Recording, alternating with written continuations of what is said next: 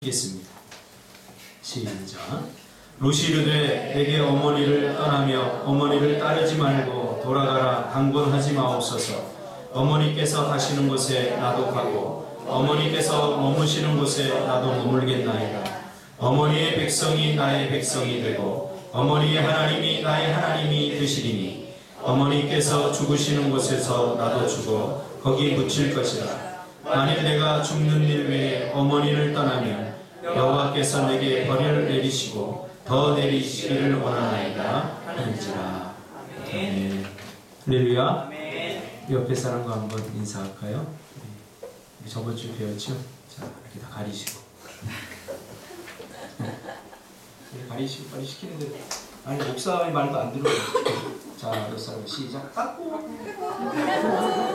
아니 옆 사람한테 해야죠. 오늘은 참 좋은 날입니다. 우리 저기 뒤에 제가 존경하는 우리 이용희 선교사님 파푸아뉴기니아에 계시다가 귀국하셔서 또 같이 예배를 드리고 우리 선교사님 또 사모님 그리고 우리 제가 주례를 하는 우리 모세군 지원이랑 이렇게 애를 또 이쁘게 낳아서 얼마나 이쁩니다.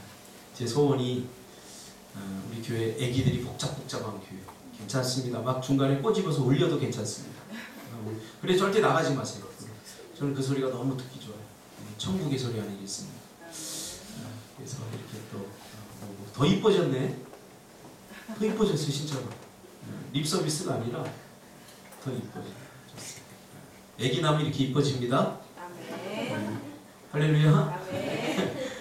우리 세강 집사든지 다음 주 결혼하는데 바로 애를 가져야 돼요. 할렐루야. 전도 지금 못하잖아. 송이 셋? 네. 1타 3피? 우리 상진 집사도 결혼하고 계속 이제 결혼할 일 좋을 일만 있습니다. 또 상훈 집사도 더 감사합니다. 오늘 이 말씀 중심에서 룻기 17번째 카인들리라고 하는 제목으로 하나님 말씀 증거하겠습니다. 우리가 계속해서 룻기의 핵심 주제인 우리가 인애에 대해서 우리가 살펴보고 있습니다. 이 인애라고 하는 말을 우리 한국 언어로다가 번역하기가 상당히 까다롭고 힘든 그런 말이라고 제가 이야기하면서 정이다. 굳이 우리나라 단어로다 표현하면 이것은 하나님의 은혜에 대한 사랑, 이것을 우리가 정이다 이렇게 표현할 수 있다라고 제가 이야기했습니다. 그래서 그 정 안에 들어있는 그 의미가 뭘까? 첫 번째로 우리가 따뜻함이다. 정이라고 하는 것은 따뜻함이다. 우리 두 번째는 부드러움이다.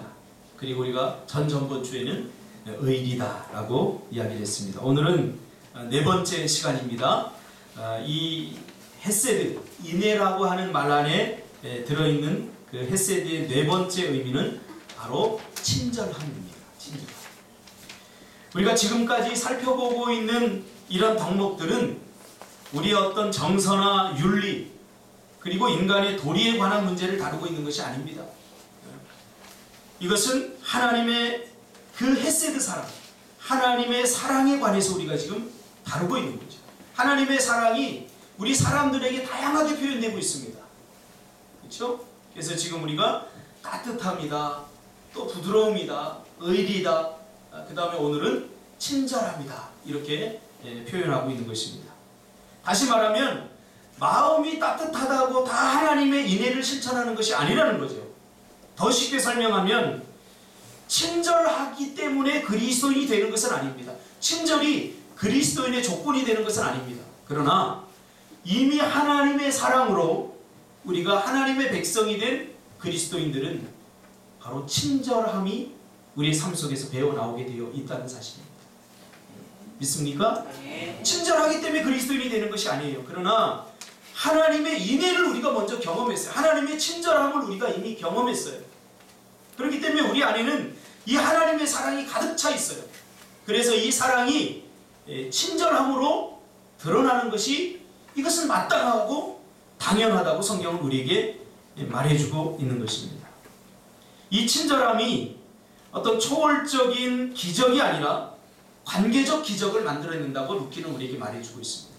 그래서 룻기에는 우리가 생각하는 초월적인 기적이 나타나지 않는다고 했습니다. 물이 갈라지거나 죽은 자가 살아나고, 지금 이 나옴이라고 하는 한 여인이 지금 죽을 고통에 처해 있는데 이것을 하나님께서 어떻게 해결하시느냐? 하나님께서 기적을 통해서, 위로부터 부어지는 초월적 기적을 통해서 이것을 해결해 주지 않는다는 거예요. 어떻게 해결해 주셔요? 루시라고 하는 한 여인의 아주 지극히 일상적인 친절함, 그 친절을 베풀음을 통해서 이 한 가문이, 꺼져갔던 가문이 다시 일어서게 되고 놀라운 채워짐의 역사가 일어난다는 사실입니다. 그러므로 오늘 룻기가 전해주는 가장 중요한 메시지가 바로 이것 아니겠습니까? 오늘 우리는 초월적인 기적에 너무 빠져 있습니다. 내가 못하는 것을 하나님이 대신 해줬으면 좋겠다 라는 바램과 기대가 사람들의 삶 속에서 이해할 수 없는 그런 초월적인 기적, 다시 말하면 물이 갈라지고 바다가 갈라지고 죽은 자가 살아나고 절대 불가능한 그런 병자가 치유받는 등 이런 초월적인 기적을 우리가 바라고 있죠. 그렇죠? 이제 다음 주면은 수능을 보는데 우리 수능 보는 학생들도 초월적 기적을 바랄 거예요. 공부는 집불도 안 하고 주의 은혜로 서울대 가게 해주십시오. 이게 다 초월적 기적을 바라는 거예요. 여기에 빠져버리면 공부를 안 하고 늘 기도만 한다는 거예요. 여기에 빠져버리면 건강한 삶을 다 내팽개치고 기도원으로 들어간다는 거죠. 여기에 빠져버리면 하나님께서 우리에게 선물로 주신 일상적인 삶들을 다 내팽개쳐버리고, 그리고 극단적인 선택을 하면서 살아갈 수 있다는 거죠. 물론 이러한 놀라운 기적은 지금도 일어납니다. 저는 지금도 일어난다고 지금 생각합니다. 성경이 그렇게 말해주고 있죠. 그런데 언제 일어나느냐? 복음서에 보면 기적은, 표적은 예수님이 하나님의 아들임을 나타내기 위한 하나님의 특별한 방법입니다.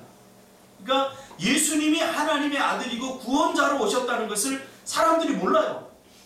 그러니까 하나님께서 이적과 표적을 통해서 예수님이 하나님의 아들이라는 사실을 드러내기 위할 때 반드시 기적과 표적을 통해서 우리의 우매함을 깨워주셨다는 사실입니다.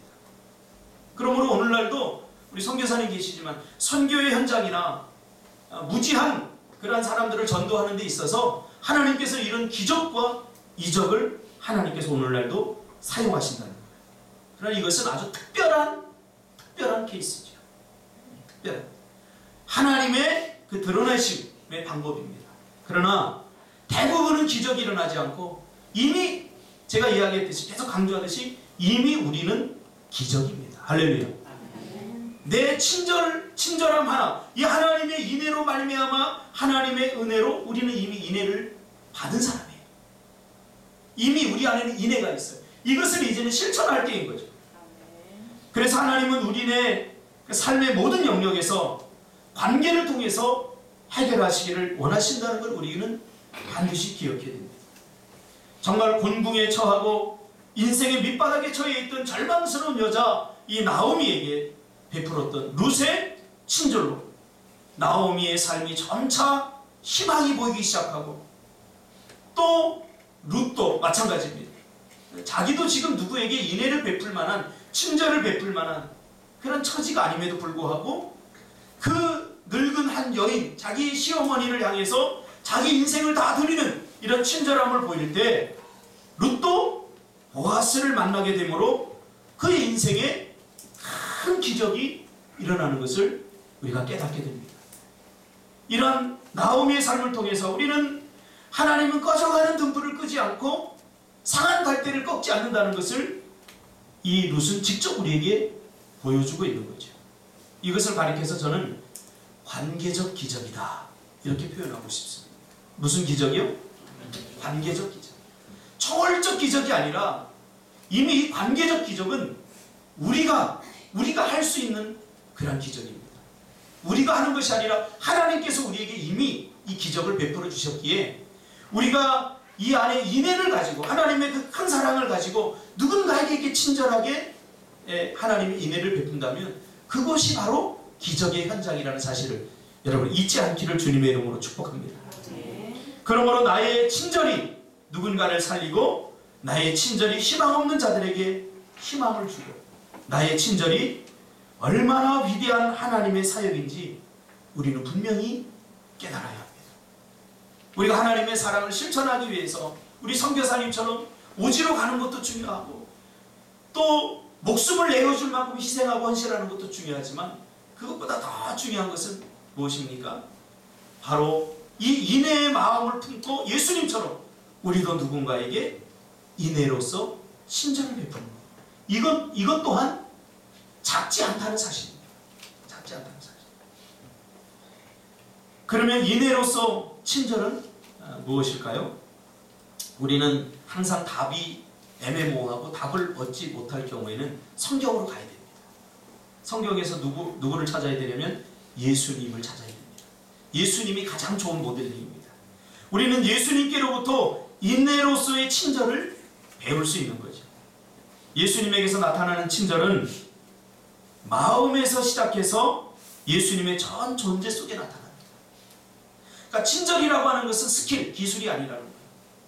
내가 친절을 베풀어야 되겠다 해서 친절을 배워서 베푸는 게 아니라 성경에서 말하는 친절은 예수님께서 우리에게 가르쳐준 친절은 마음속에서 나타나는 마음속에서 시작되는 친절이라는 사실입니다. 예수님의 말, 그렇죠? 이 마음속에 시작해서 어디로 나타납니까? 예수님의 언어에서 친절이 나타납니다. 또 예수님의 얼굴에서 나타납니다. 제가 아직도 잊어버리지 않는 게 있는데 제가 어릴 때 축구를 했어요. 초등학교 때 축구를 했는데 결승전에서 비겨가지고 페널티킥을 차는데 제가 1번 순서를 차려고 얼마나 그 초등학교 5학년 때 얼마나 떨리겠어요. 가슴이 두근두근하고 또 감독 선생이 얼마나 무섭든지 몽둥이 들고 매일 때리는 선생인데 제가 페널티킥을 긴장하는 바람에 딱 찼는데 오른쪽으로 골문을 정확히 비껴나가지고 노골이 됐어요. 그때 제 시선이 제일 먼저 바라본 것이 감독이에요.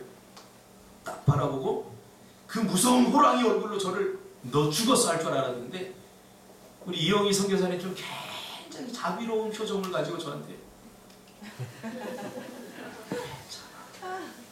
하는데 순간에 눈물이 울컥 나더라고요. 그래서 나 때문에 졌어요. 할렐루야. 졌는데도 그 진 것보다 그 정말 친절한 눈빛 그 하나 괜찮아 이렇게 하는데 그 마음이 살 녹더라고요. 누군가 실수했을 때, 누군가 실패했을 때, 따끔한 충고와 또 그 뭐 때문에 실패했다, 너는 그래서는 안 돼 그러면서 질책하는 것보다 이런 따뜻한 눈빛이 바로 친절함이라는 사실입니다. 예수님이 그랬죠. 가늠한 여인을 향해 돌을 들고 달려드는 사람들을 향해서 그 여인에게 이 따뜻한 친절한 눈빛을 통해서 이 여인의 마음을 녹이셨다는 사실입니다. 예수님의 얼굴, 예수님의 눈빛, 사람을 대하는 태도, 그의 행동, 이 예수님에게서 우리는 친절을 배워야 됩니다. 그런데 이 예수님의 겉으로 드러난 친절의 모습은 바로 예수님의 마음에서부터 시작되어 있다는 사실입니다. 그러므로 인애로서의 친절을 실천하기 위해서 우리는 먼저 마음을 가꿔야 됩니다. 아무리 친절을 배워도 마음을 가꾸지 않으면 절대로 친절이 나오지 않습니다. 결정적인 순간에 무례해지게 되어 있습니다. 그래서 이 친절은 마음에서부터 시작됩니다. 한 20년 전인가요? 한국 교육계를 떠들썩하게 했던 한 권의 책이 있는데 그 연세대 이성호 교수님, 지금 은퇴했지만 20년 전에 저도 그 책을 읽었습니다. 당신의 자녀가 흔들리고 있습니다. 이런 책이 있습니다. 그래서 뭐 TV에 나오고 한국 전체가 이성호 교수한테 완전히 빠졌던 적이 있습니다. 그 책에 보면 이런 예화가 나옵니다. 한 교장 선생님이 초등학교에 이제 가서 아이들에게 몸소 뭔가를 가르치려고 운동장이 지저분하고 더러우니까 뭘 줍기 시작했더라고요. 쓰레기를 줍기 시작. 근데 세 종류의 아이들이 나타나더라고요. 첫째로는 교장 선생님이 주스니까 우리도 주워야 될지 모르니까 도망가자. 그리고 교문을 향해서 몰래 선생님하고 먼 쪽으로 해서 살살 도망가는 사람. 또 한 부류는 이렇게 쳐다보는 거예요. 멀리서 이렇게 선생님 얼마나 잘 줬나 한번 보자 하고 쳐다보는 그런 부류. 또 한 부류는 쫓아다니면서 선생님 여기 있어요. 선생님 여기 있어요. 선생님 저기도 있네요 하면서 쓰레기 떨어진 것을 가르쳐주는 사람. 아무도 함께 죽지 않았다는 거죠. 이것이 충격이었다는 사실입니다. 근데 더 충격은 뭐냐면 그들이 시험 문제에 누가 착한 사람인가요? 하고 답을 쓰라고 하면 함께 교장 선생님이니까 죽는 사람, 여기에 답을 다 썼다는 사실이에요.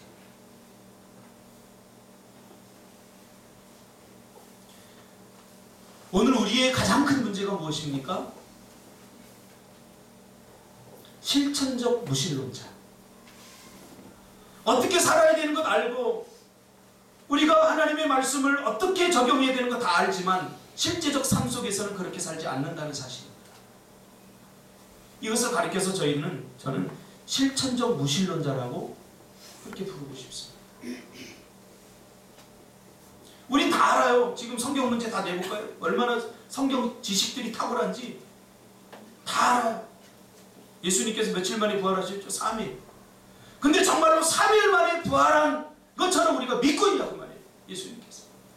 그리고 그분께 우리의 삶을 맡기고 그리고 그분께 온전히 우리의 삶을 다 내어드리면서 예수님이 정말 부활한 것처럼 우리 인생의 죽음을 맛보는 것 같은 상황 속에서 부활하신 예수님께 맡기고 살아가는 것. 답은 그럴듯하게 잘 쓰는 거예요. 오늘 이것이 우리의 가장 큰 문제 아닙니까? 실천적 무신론자. 예수님이 어떤 일을 하셨고 어떤 기적을 베푸셨고 우리가 어떻게 하면 기적이 일어나는지 다 아는데 실질적으로 우리의 삶 속에서는 그런 상황에 직면하면 우리 다 망설이더라고요. 교장 선생님 옆에 서서 쓰레기 같이 줍는 것, 이것이 정답임에도 불구하고 머리로는 하는데 우리의 삶 속에서는 같이 줍지 않는다는 사실입니다. 이 카인들리, 이 제목이 상당히 좋아요. 제가 잡았는데 할렐루야. 이 형용사거든요. 우리 영어 선생님 뒤에 계신데 우리 이미정 집사님 계신데 네? 부사인데 부사. 내가 아나모를 한번 시험해볼게요. 아 너무너무 좋아요. 오늘 설교 못하겠네. 선생님 영어 선생님 계시고 너무 좋아요. 그러므로 인애로서 친절을 실천하기 위해서는 우리는 먼저 기술을 배우려고 할 것이 아니라 그래 이렇게 해야 돼, 그래 친절해야 돼, 그렇게 기술을 배울 것이 아니라 우리의 마음을 주님께 다 내려놔야 돼. 우리의 더럽고 추악한 마음들, 죄악들 이거 다 내려놓고 이 문제를 먼저 우리가 해결받아야 돼. 마음의 깊은 곳에 있는 상처와 고통스러운 신음들 이거 다 주님 앞에 내려놔야 돼. 저는 우리 교회가 이렇게 친절한 교회가 되었으면 좋겠어요. 우리 누가 이렇게 들어오면 친절한 얼굴을 밝게 하면서 순심씨 오셨어요. 이렇게 해야 되잖아요. 순심씨. 그럼 누가 왔는데도 누가 왔나 보다 그리고 다들 멀뚱멀뚱 이러고 하고 있으면 이 교회가 따뜻함이 느껴지겠어요? 인애가 느껴지겠어요? 여러분 다 인애로 말미암아 주님의 인애를 받은 사람입니다. 할렐루야. 우리 선교사님 아까 뒤에 오시는데 얼마나 반갑든지 마음에서 어제 전화를 통화했는데 반갑든지 막 가서 이렇게 안아주고 싶었어요. 근데 안아주는 놈들 한 놈도 없어요. 죄송합니다. 어른들 말고. 지금 가서 선교사님 지금 사지에서 선교사님이 지금 저 연세에 가셨다가 지금 백혈구 수치도 떨어지고 지금 그 바이러스 때문에 그렇게 몇 달 동안 고생하시다가 귀국하셨는데 우리 대신 싸우고 오신 분 아닙니까? 오지에서 반갑게 좀 포옹도 해주고 행가래는 못 쳐줄 망정 이따 끝나고 행가래 한번 쳐드리시는 거 반가운 표정 이것이 얼마나 중요합니까? 성경이 몇십만을 하는 것보다 저는 이것이 더 중요하다고 생각합니다. 이것이 인애예요. 이것이 위로고 격려. 제가 세들베이 교회 릭 고렌 목사님 같은 경우도 10년을 설교했는데 어느 사람 하나 설교 끝나고 나서 목사님 은혜 받았습니다 이렇게 말하는 사람 한 명도 없대요. 근데 어느 날 어느 성도가 눈물 흘리며 목사님 은혜 받았습니다. 이고래 목사님 같이 왔다. 내가 10년 만에 이 소리 처음 들어봅니다. 물론 제가 설교를 좀 잘하긴 하지만 저도 외로워요. 설교를 하면서 이 사람들이 다 말씀의 은혜를 받고 있나 아니면 뭐 잘 살고 있나 뭐 이게 잘 몰라요. 여러분 저에게 친절한 표정으로 은혜 받은 표정을 저렇게 희수처럼 이렇게 보여주면 제가 얼마나 힘을 내고 다음에 더 열심히 준비하겠습니까? 근데 이제 은혜 받았지. 근데 인상 더럽게 쓰면 이거를 설교를 계속 다음 주에도 해야 되는지 아니면 교회를 다시 개척해야 되는지 그렇다. 친절함이란 이상이 아닙니다. 마태복음 11장 29절에서 주님 분명히 말씀해 주셨습니다. 예수님 마음을 어떻게 가꿔야 되느냐에 대해서 말씀해 주셨죠. 나는 마음이 온유하고 겸손하니 즉 예수님의 마음은 온유하고 겸손한 마음이라는 사실이죠. 온유하고 겸손한 마음의 상태라는 사실입니다. 온유하고 겸손함이 가끔 한 번씩 드는 게 아니라는 거예요. 내가 뭔가를 할 때 온유해져야지 겸손해져야지 하는 게 아니라는 거예요. 예수님의 지금 이 마음의 상태는 마태복음 11장 29절에 이 나는 마음이 온유하고 겸손하니 이것은 나는 마음이 온유하고 겸손한 상태라고 말이에요. 항상. 그러면서 예수님은 나의 멍에를 메고 내게 배우라고 말씀하셨습니다. 무슨 말입니까? 예수님은 항상 마음을 갖고 있어요. 어떻게? 온유한 마음으로 겸손한 마음을 항상 갖고 있어요. 어느 순간에만 겸손하고 어느 순간에만 온유해진 것이 아니라 예수님의 마음의 상태는 항상 온유하고 겸손한 마음의 상태를 유지했다는 사실입니다. 대단히 놀라운 일이죠. 그래서 누구를 만나든지 어떤 사람을 만나든지 예수님은 항상 이 상태에서 다른 사람들을 대했어요. 그러니까 친절이 나올 수밖에 없죠. 친절은 온유하고 겸손한 마음에서 시작된다는 사실입니다. 난 친절이 잘 안 돼요. 이유가 있죠. 온유하고 겸손한 마음을 가꾸지 못해서 그래요. 그런 상태를 유지하는 것이 이게 중요합니다. 그러니까 친절은 기술이 아니라 마음의 상태, 즉 온유하고 겸손한 마음의 상태에서 그런 상태가 될 때 자연스럽게 그것이 행동으로 우러나게 된다는 사실입니다. 잠언서 23장 7절에 보니까 대저 그 마음의 생각이 어떠하면 그 위임도 그러한지. 무슨 말입니까? 마음의 상태가 행동으로 반영된다는 거예요. 그래서 행동에 앞서서 우리는 우리의 마음의 상태를 점검하고 가꾸는 것이 중요하다는 사실입니다. 그러므로 마음이 온유하고 겸손하게 하는 것이 친절로 겉으로 드러나는 것이죠. 그러므로 마음을 평소에 잘 가꿔야 됩니다. 마음을 가꾸지 않으면 이 안에 미움과 시기와 질투와 온갖 것들 때문에 친절하고 싶어도 친절이 잘 안 돼요.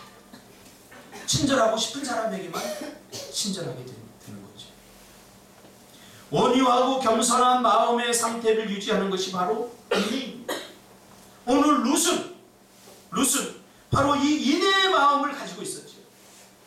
그래서 룻에게 있어서 꼭 시어머니가 아니더라도 이 곤궁에 처한 시어머니가 아니더라도 누구에게도 룻은 이렇게 대했을 것입니다. 그렇죠? 부드럽고 따뜻하며 자기 자신을 낮추는 마음의 상태를 유지하는 것이 중요합니다. 예수님은 항상 이러한 마음 상태를 유지했습니다. 그래서 예수님은 누구를 만나든 어떤 사람과 함께하든 항상 부드럽고 따뜻하며 상대방을 이해하고 배려했습니다. 친절은 따뜻함에 있습니다. 친절은 차갑지 않습니다. 죽어가는 모든 것들은 다 차갑습니다.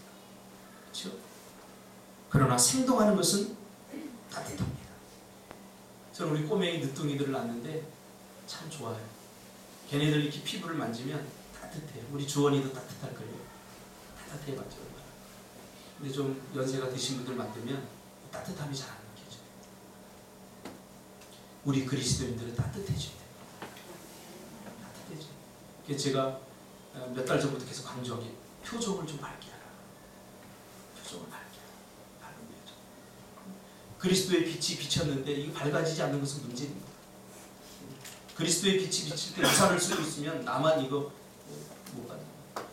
여러분이 어떤 인생을 살아도 마음에 상처가 있고 고통이 있고 어려움이 있고 문제가 있고, 그래서 우리가 예배드리고 그리스도의 빛을 자꾸 비춰야 돼요. 오늘날 많은 그리스도인들이 차가운 마음을 가지고 안고 살아갑니다. 시장을 갈 때도 이렇게 다리 잘린 사람들이 이렇게 가면 그냥 500원이고 1000원이고 주세요. 저 사람들 저거 이러면서 또 분석하고, 저 사람들 뒤에 누가 있느니, 저거 내가 1000원 준다고 저 인생이 바뀔 거니, 그런 논리적인 분석 다 내려오고 불쌍하잖아요. 그럼 주세요. 이게 따뜻한 마음. 좀 속아주세요, 제발. 안 속으려고 그러죠. 분석하고 따지고. 그래서 속아주려고, 안 속아주려고 하지 마세요. 속아주세요. 많은 사람들이 마음이 점점 식어져 가고 있어요. 사는 것이 힘들기 때문이죠. 또 사람들에게 너무 많은 상처를 받아서 마음을 굳게 닫아버렸기 때문에 우리의 마음들이 점점 차가워져 가고 있습니다. 세상을 녹이는 것은 우리의 따뜻한 친절, 그들을 친절하게 대하는 것뿐입니다. 사람은 살과 살이 닿을 때 이 따뜻함이 느껴질 때 행복하지 않습니까? 저는 잠자리가 참 좋아요. 왜냐면 집사람이 따뜻하거든요. 집사람 배에다 다리 하나 올려놓고 자면 여름 이불 하나 덮고 자도 겨울에 추워도 따뜻해요. 얼마나 따뜻한지. 좀 따뜻한 사람이 되어야 되지 않겠습니까? 영혼과 영혼의 접촉에서 우리가 따뜻함을 느낄 때 행복하지 않습니까? 우리가 기도할 때 왜 행복해져요? 예수님의 그 영적인 따뜻함이 내 안으로 싹 눈 녹듯이 이렇게 오면서 내 문제가 싹 녹아버려요. 기도하면. 그러니까 예수님의 영혼이 나를 터치하는 거예요. 야, 뭐 걱정하냐? 터치하니까 내가 굉장히 기분이 좋아져요. 이게 거룩한 접촉입니다. 정말 우리에게 필요한 것이 이 따뜻한 말 한마디 아닙니까? 지원아, 애 낳느라고 정말 수고해. 우리 박수 한번 합시다. 애 저렇게 떡하고 나와서 지금 왔으니까 누구나 여자들은 다 낳나 보다 그렇게 생각하면 안 돼. 제가 제가 난 건 아니고 우리 집사람이 셋을 낳아봤는데요. 야, 보통이 믿음이 없으면 못 납니다. 박종식 집사는 믿음이 없으니까 하나만 난 거예요. 왜냐하면 우리 큰딸을 딱 낳았는데 낳으려고 하는 시간이 다가오니까 제가 불안해요. 혹시 발가락이 6개 나오면 어떡하지? 진짜예요, 진짜. 저만 그러지 않아요. 장로님도 혹시 그러셨나요? 아, 장로님 믿음이 좋으셔서 그런 걱정을 안 하시고. 근데 저는 믿음이 없어서 그런 걱정이 되더라고요. 혹시 애꾸눈이 나오면 어떡하지? 혹시 집사람이 애 낳다가 잘못되면 이런 걱정이 드는 거예요. 그래서 제가 기도해서 하나님, 나 없을 때 애 낳게 해주세요. 근데 마침 하나님이 응답하셔서 애 낳을 그 기간에 수련회가 잡혀있는 거. 할렐루야. 청소년부 수련회가 잡혀있어서 그때 송혜진 권사님 저기 기도원으로 수련회 하러 갔어요. 8월 1일 날, 7월 며칠 날 이제 그날 낳기로 이제 작정했는데, 근데 하나님 내 기도 응답 안 해주셨어요. 매일 전화하는 거. 애 낳았어? 안 낳았어. 애 낳았어? 안 낳았다는 거. 근데 수련회 다 끝나고 오니까 그때 낳았어요. 그냥 낳는 게 첫째, 둘째, 셋째 낳는 거 보니까 이 보통 힘든 게 아니다. 정말 우리에게 필요한 것은 이 따뜻한 눈빛, 친절한 마음의 소통. 실수했을 때, 일이 잘 안 될 때, 그에게서 느껴지는 그 진심으로 걱정하는 그 미소, 이런 것들이 바로 예수님께서 우리에게 보여주신 친절함 아니겠습니까? 저도 우리 차순신 집사님이 등산을 되게 좋아하셔요. 주일날 가끔 등산 가시거든요. 얼마나 미안하겠어요, 그렇죠? 주일날 나와야 되는데 등산을 이렇게 하고 목사한테 얼마나 미안하겠어요. 저는 알아요. 등산 가끔 하세요. 괜찮아요. 그래서 제가 일부러 집사님 괜찮습니다. 진짜 진심에서 하는 거예요. 본인은 얼마나 미안하겠어요. 근데 내가 거기 대고 아니 집사님 주일 안 지키고 말이야 이런 이왕 벌어진 일인데 그렇죠? 전 굉장히 지혜롭습니다. 그래가지고 집사님 참 잘 다녀오셨어요. 위로하고 격려해주고 누가복음 5장 12절 이하에 보면 예수님께서 한 동네에 계실 때 일어난 사건을 이야기해주고 있습니다. 온몸에 나병 들린 사람이 있다고 말합니다. 온몸에 나병이 들린. 나병은 보통 신체 어떤 한 일부분에만 걸리는 거예요. 코 그러면 코가 없어진다고 썩어서 눈 그러면 눈썹이 이렇게 다 없어지고. 그런데 이 사람은 온 신체 나병이 다 걸렸다고 이렇게 말해주고 있습니다. 이 말은 뭘 의미합니까? 온몸이 다 썩어간다는 거예요. 문드러져가요. 썩어가면서 그 살 썩는 냄새가 나고 고통스러운 거죠. 그러니까 친척이고 누구 부모고 다 이 나병 환자인 자식을 버렸어요. 아유 더러워. 누가 만지겠습니까? 누가 만지겠어요? 온몸에서 냄새가 나죠. 근데 13절에 예수님께서 손을 내밀어 그에게 댔다라고 말합니다. 터치했다, 만졌다. 그러면서 예수님이 뭐라고 그럽니까? 내가 원하노니 깨끗함을 받아라. 준석이 그렇게 할 수 있어? 아니 못한다고 해야지. 니까지 뭘 하겠어요? 다시 준석이 그렇게 할 수 있어? 절대 못하지? 고마워. 못하지.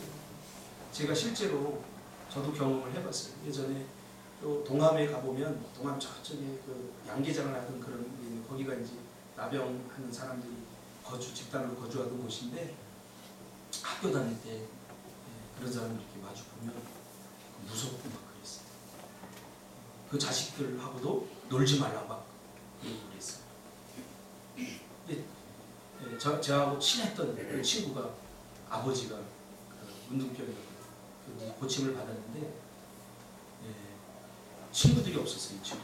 다 놀지 말라고 그랬어요. 근데 저도 오늘날 그런 생각이 드니까 같이 밥을 먹는데 혹시 같이 밥을 먹으면 되나 안 되나 이런 생각이 듭니다. 하물며 지금 살이 썩어 들어가고 문드러져가는 그 사람의 이게 이 터치를 한다는 것은 이게 있을 수 없는 거죠. 근데 예수님께서 만지셨어요. 그 다음부터 놀라운 일이 일어나죠. 어떻게 해요? 이미 낫지도 않은 상태에서 가서 제사장이 가서 보이라. 그러니까 이 사람들이 갑니다.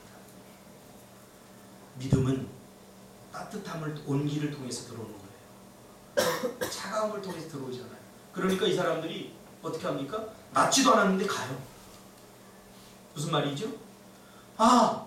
지금까지 내가 이렇게 나병에 걸려서 고통당하고 살이 썩어들어가고 문드러져서 친척까지 부모까지 나를 버렸는데 아무도 내 이 몸에 손을 댄 적이 없는데 저분이 내 몸에 이렇게 썩어들어가는 살, 이 부분을 만지면서 안타까우면서 어루만진 저분이라면 믿을 수 있겠다는 거죠. 저분의 말이라면 무엇인지 내가 순종하겠다는 거죠. 이렇게 믿음이 따뜻한 통이 들어오는 거예요. 그러니까 낫지도 않았는데 나은 다음에 제사장이 가서 보여야 되는데 낫지도 않은 상태에서 제사장이 가서 보이라 그러니까 간 거예요. 누구를 믿고? 예수님의 따뜻한 터치를 통해서 들어온 신뢰를 가게 된 거죠. 여러분 우리가 원하는 것도 이겁니다. 여러분들 주위에 아직도 많이 여러분들의 친절을 필요로 하는 사람들이 많이 있습니다. 하나님의 말씀을 실천해야 될 첫 번째 장소는 그 이웃은 우리 가족들입니다. 할렐루야. 부모님들에게 설거지하는 것, 또 친절한 학교에서 신준이 아빠가 학교에서 무슨 일이 있으니 아빠가 뭘 가르쳐주면 알아? 그런 적이 있어 없어? 없어? 저렇게 비슷하게 말한 적이 있어 없어? 그걸 말하는 거야 내가 지금. 교묘하게 빠져나가려고. 밥 먹고 설거지 안 하고 신경질 낸 적 있어 없어? 그 비슷한 거 있지? 지 있어 없어? 엄마가 뭐 물어보면 귀찮게 대답한 거 있어 없어? 있지? 그러면 안 돼. 우리는 하나님의 인애를 받은 자들이기 때문에 큰 거 실천하려고 하지 말고 밥 먹고 나서 오늘 엄마가 얼마나 힘들어 저것도 하는 그럼 엄마 오늘은 내가 설거지 할게. 그리고 하면 엄마 저 웃는 거 봐. 얼마나 아름다워. 말만 들어도 저렇게 웃는데 실천을 하면 더 행복할 거 아니겠습니까? 여러분 이것이 천국입니다. 죽어서 우리가 나중에 가는 것은 당연히 갈 거고 하나님은 우리를 이 땅에서 천국을 이루는 천국 백성으로 우리를 부르신 것입니다. 그러므로 서로가 서로를 어떻게 대해야 될 것인가 서로가 서로를 대하는 자세와 태도에 의해서 이런 놀라운 기적이 일어나기도 하고 초월적 기적이 아니라 관계적 기적이 일어납니다. 그 관계적 기적을 통해서 하나님의 나라가 확장되어져 간다는 사실을 여러분 믿으시기를 주님의 이름으로 축복합니다. 기도하겠습니다. 하나님 마음이 따뜻하고 온유하고 겸손한 우리 성도들